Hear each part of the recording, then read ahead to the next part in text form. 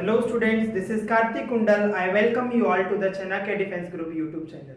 So students, as you know, we have started the English classes, free lectures for the students who are preparing the entrance exam for the Sainik School RMS. And today we are going to start with the kinds of pronoun, and as you know we have completed our 3 kinds of noun, and today we are going to start with our 4th kind of pronoun, that is demonstrative pronoun. So students, what do you mean by demonstrative pronoun? Demonstrative pronouns बेटे वे pronoun होते हैं जो किस चीज को refer करते हैं, things को रेफर करते हैं जो हमारे बिल्कुल which are very near and which are at a distance, that is called the demonstrative pronoun. I hope so आपको क्लियर हुआ होगा. एक बार मैं दोबारा से हिंदी में आपको क्लियर कर देता हूं. डेमोन्स्ट्रेटिव प्रोनाउन बेटे वो प्रोनाउन होते हैं जो बेसिकली थिंग्स को रेफर करते हैं. ओके, जो बेसिकली हमारी थिंग्स को रेफर करते हैं, जो कि थिंग्स जो है जैसे हमारे जो पास भी हो सकते हैं which are near from us and which are at a distance, जो कुछ डिस्टेंस पर भी थिंग्स होती हैं उनको भी रेफर करने के लिए जिन वर्ड्स का हम यूज करते हैं, that is called the demonstrative pronoun. So let us understand with the help of the definition of demonstrative pronoun. It refers to the things. It refers to the thing which are usually near or at a distance. It refers to the things which are usually near or at a distance, is called demonstrative pronoun.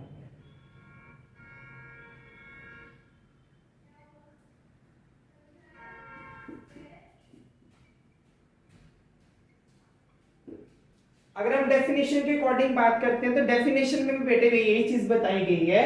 Basically किसकी बात करी गई है, ये किसको refer करता है, things को रेफर करता है. ओके, थिंग्स को रेफर करता है विच आर नियर और एट अ डिस्टेंस. जो नियर चीजें होती हैं हमारे बिल्कुल पास होती हैं, और जो कुछ डिस्टेंस पर होती हैं उनको हम क्या बोलते हैं, डेमोन्स्ट्रेटिव प्रोनाउन बोलते हैं. अब हम कुछ एग्जांपल्स की बात करते हैं.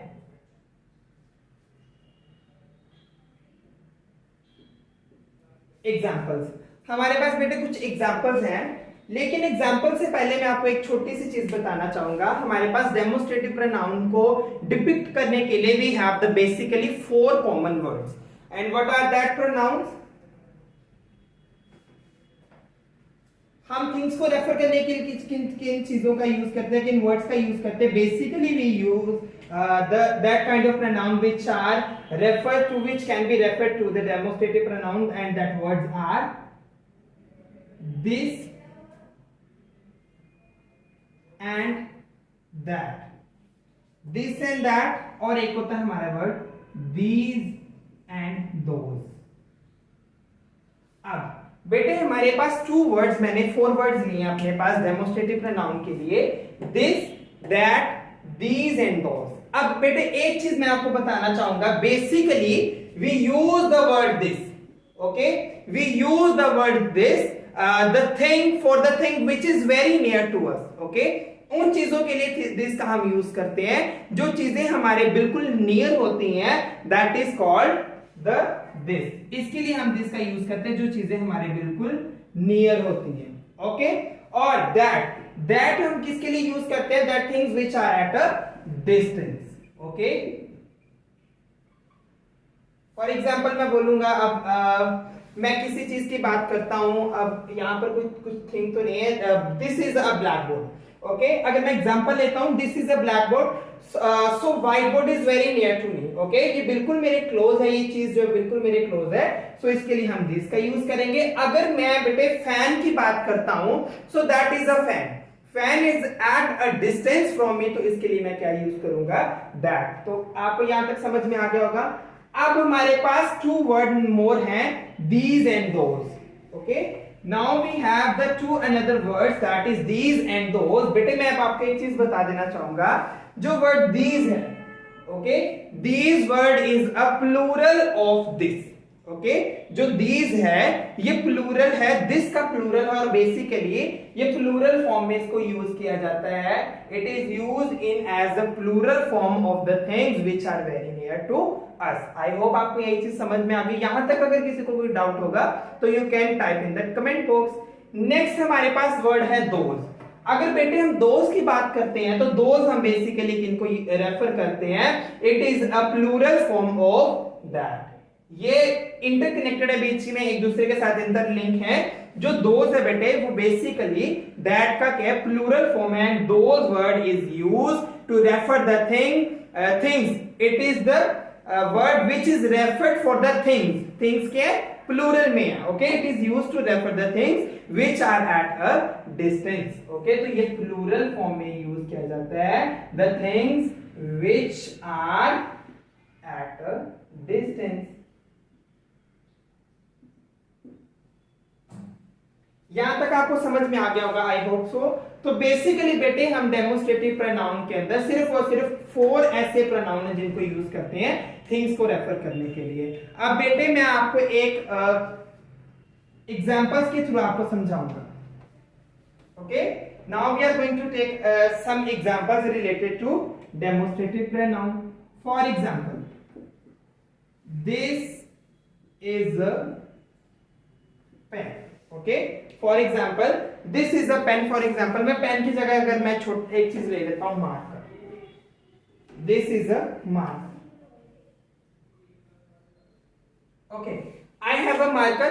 This is a marker. ये एक चीज है मार्कर. एक दिस इज अ थिंग और the marker it is a very near to me. Okay this thing is a very near to me. तो इसके लिए मैंने किसका यूज किया? दिस का यूज किया. और हियर इस सेंटेंस के अंदर this is a demonstrative pronoun. Next अब एक छोटी सी एग्जांपल मैं और दूंगा.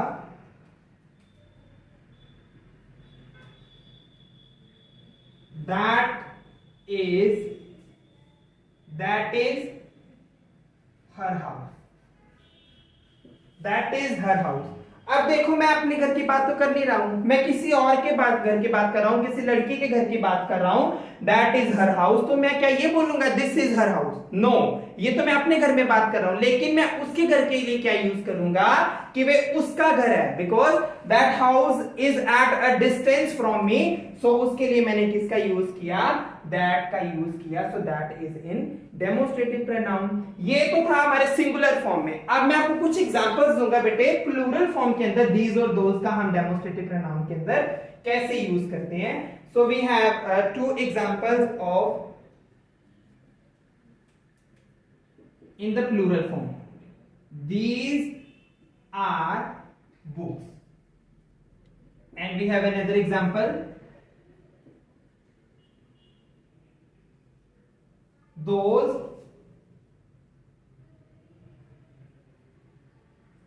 Those pencils are mine.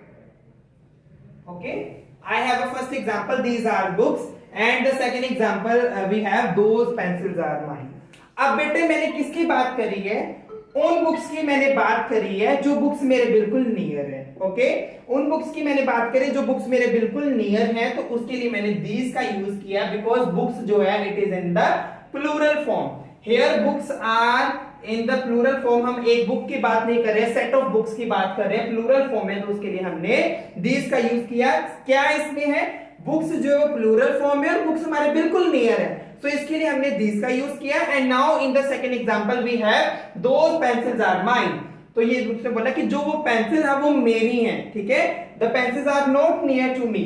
The pencils are, these pencils are in the plural form and these are at a distance from me. तो इसके लिए मैंने those का यूज किया. Here those is in the demonstrative pronoun. I hope you have understood about the demonstrative pronoun. अब बेटे इस pronoun के अंदर किसी को भी डाउट होगा तो you can ask me in the comment box. Now another we have the emphatic pronoun, the fifth kind of pronoun, that is emphatic pronoun. अब बेटे emphatic pronoun की बात करते हैं तो यहां पर मैं आपको एक चीज यूज करूंगा. emphatic means emphasize. Okay, here emphatic means emphasize. अब बेटे इसमें हम किस चीज को emphasize करते हैं? here it refers to the person or a thing, it emphasizes that person which the thing which the action which is done by only particular person. okay, जब इस एम्फेटिक प्रोनाउन को हम वहां यूज करते हैं जो काम एक पर्टिकुलर पर्सन के द्वारा किया जाता है, एक पर्टिकुलर डूअर जो काम करता है, that is called the emphatic pronoun. अगर मैं बेटे एक छोटी सी एग्जांपल की बात करता हूं एम्फेटिक प्रोनाउन के बारे में, you yourself ask for money. क्या है? You yourself ask for money.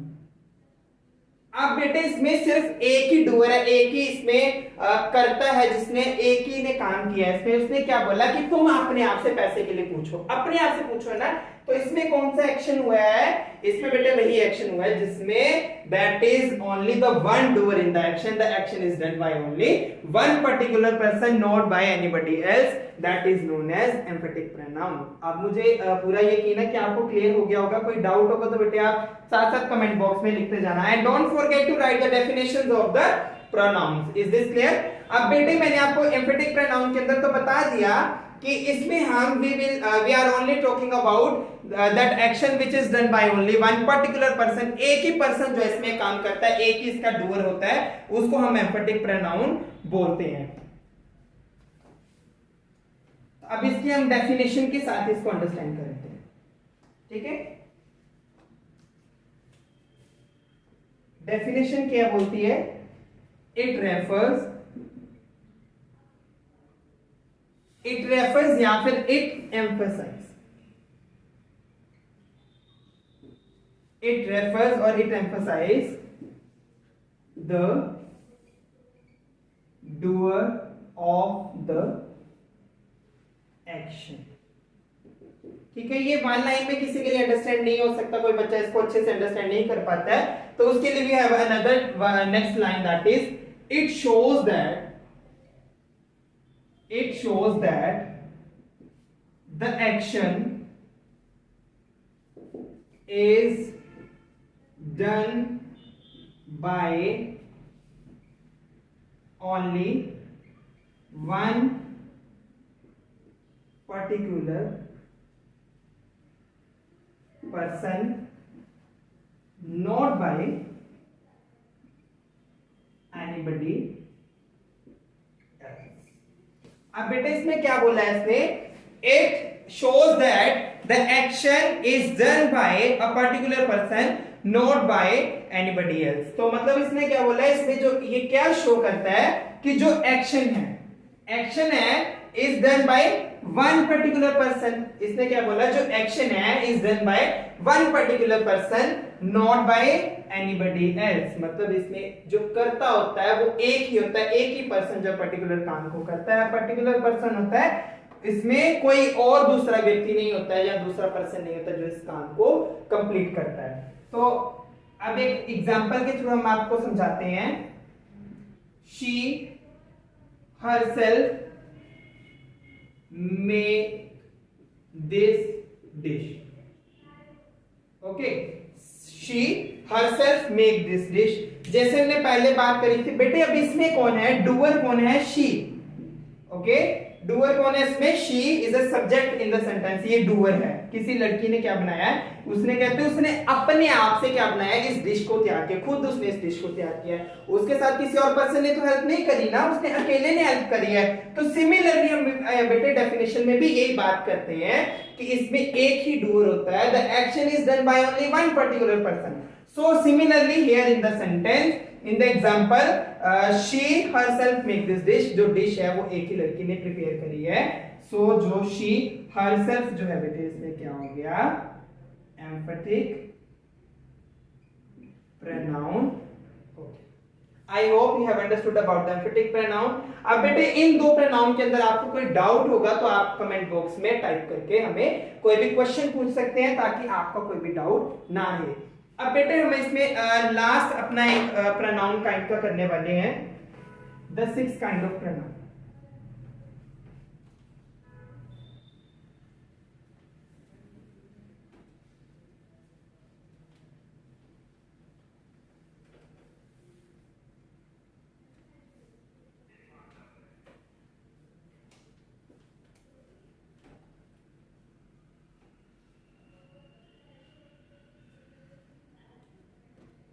the last kind of the sixth kind of noun is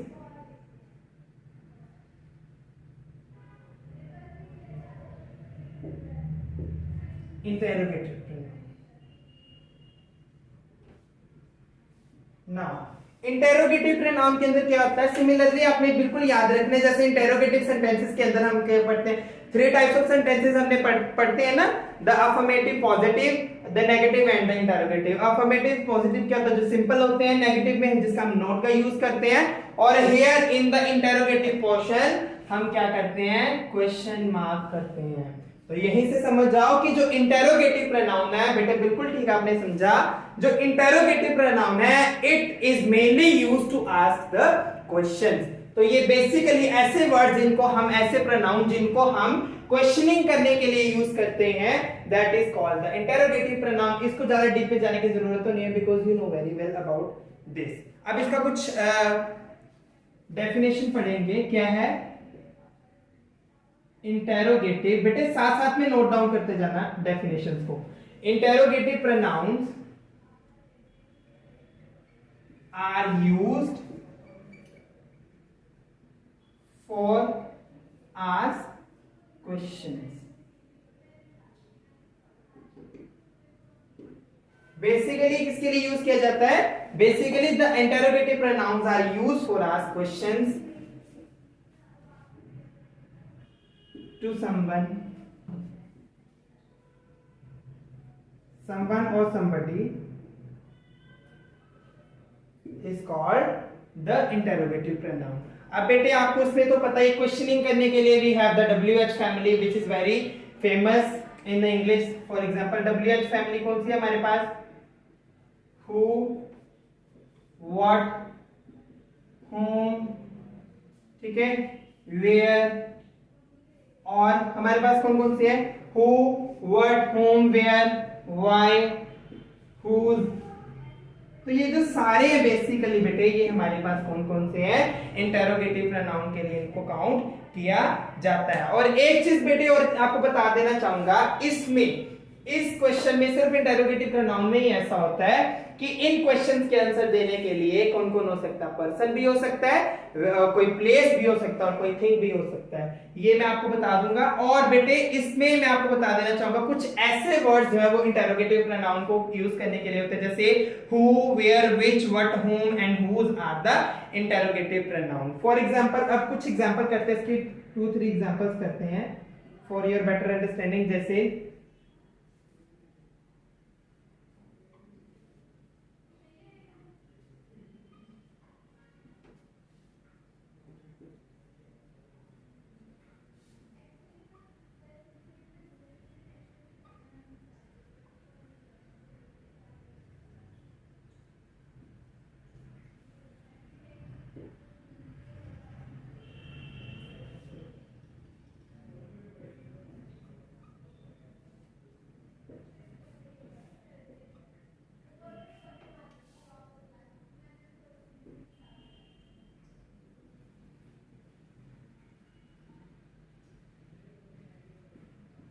अब बेटे मैंने 3-4 एग्जांपल्स लिख दिए आपके सामने जो इंटेरोगेटिव प्रोनाउन को शो करती हैं. क्या है, सबसे पहले तो क्या इसके पास क्वेश्चन मार्किंग है.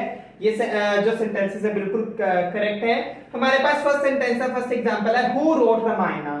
तो बेटे इसमें कौन सा ऐसा वर्ड है जो क्वेश्चनिंग कर रहा है, we have word the who.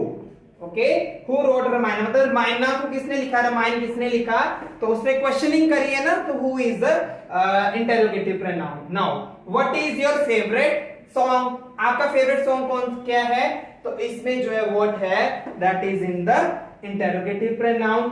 Similarly in the third sentence, which is your favourite place, आपका फेवरेट प्लेस कौन सा है, that is which is the word which is in the interrogative pronoun. and where do you live, आप कहां रहते हो, ये भी क्वेश्चन मार्किंग है. तो यहां पर भी where जो है वो भी क्या है, आपका इंटेरोगेटिव प्रोनाउन. तो similarly simple words I just want to say that the WH family.